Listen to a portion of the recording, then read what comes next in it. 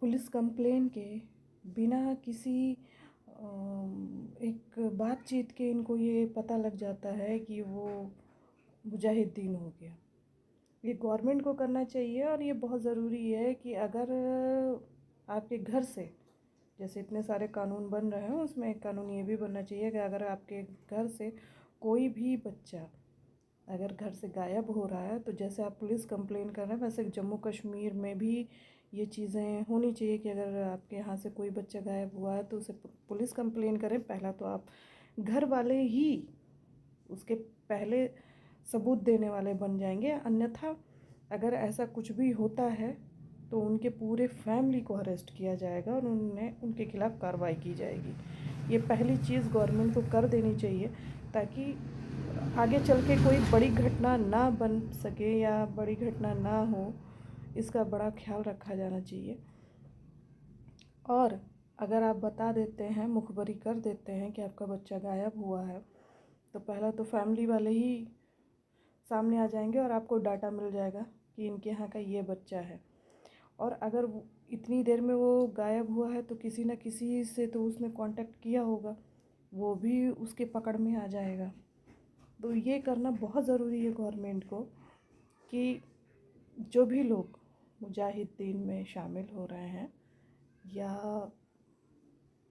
ऐसी किसी भी एक्टिविटी में वो शामिल हो रहे हैं या वो जा रहे हैं, तो उनके ऊपर सख्त से सख्त कार्रवाई उनके ऊपर भी हो और उनके परिवार के ऊपर भी हो, जो कल को आके यहाँ पे विलाप ना कर पाएँ, जो एक विलाप करते हुए फैमिली वाले पाए जाते हैं। इनकी वोटर आईडी इनसे छीन लेनी। प्रणाम मित्रों, कैसे हो आप सब? आई होप सभी लोग बहुत अच्छे होंगे और इसी के साथ मैं अपने ब्लॉग का आगाज़ करती हूँ। प्रेजेंट टाइम में जो सिचुएशन चल रही है पहलगाम में, वो सोचने वाली एक विषय हो चुका है।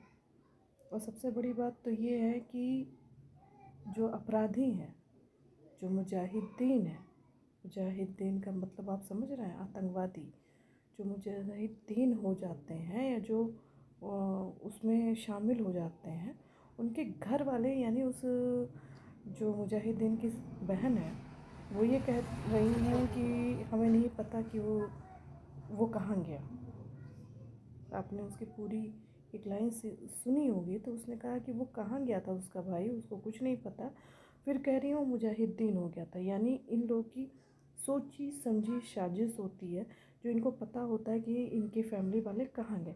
चलो मान भी लेते हैं कि इनको नहीं पता, इनको ये चीज़ें नहीं पता, तो फिर आप दो तरीके के जब आपका घर गिराया गया तब आपने ये चीज़ बोला।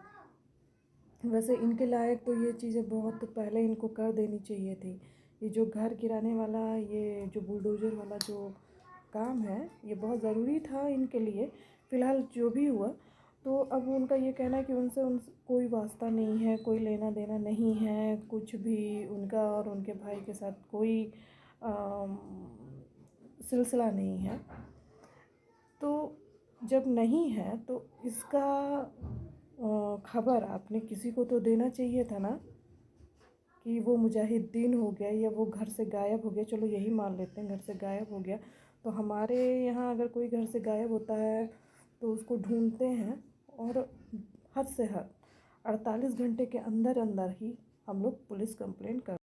इनको कोई भी किसी भी तरीके का कोई भी सरकारी सुविधा ना दी जाए। अगर इनके परिवार का कोई भी सदस्य इस तरीके की एक्टिविटी में पाया जा रहा हो, तो कोई सरकारी सुविधा ना दी जा रही हो, ना उसे राशन मिले सरकारी, ना उसे बिजली मिले, ना उसे पानी मिले, और ना उसे आधार या पैन कार्ड से जुड़ी हुई कोई भी चीज़ें हों, उसकी प्रॉफिट उसको ना दिया जाए, उसे टोटल उसके सारे अधिकार छीन लिए जाएं कानूनी तौर पे, तब जाके इनकी नकेल पड़ेगी, तब इनके गले में फंदा पड़ेगा, ताकि ये दोबारा ऐसी चीज़ करने से पहले एक बार ये ज़रूर सोचें कि इससे हमारे परिवार के ऊपर कितनी बड़ी प्रॉब्लम आ सकती है, कितना बड़ा इनको हमारे वजह से प्रॉब्लम फेस करनी पड़ सकती है। और ये फिर कुछ भी करने पर पहले, कुछ भी ऐसी एक्टिविटी करने से पहले 100 बार सोचेंगे।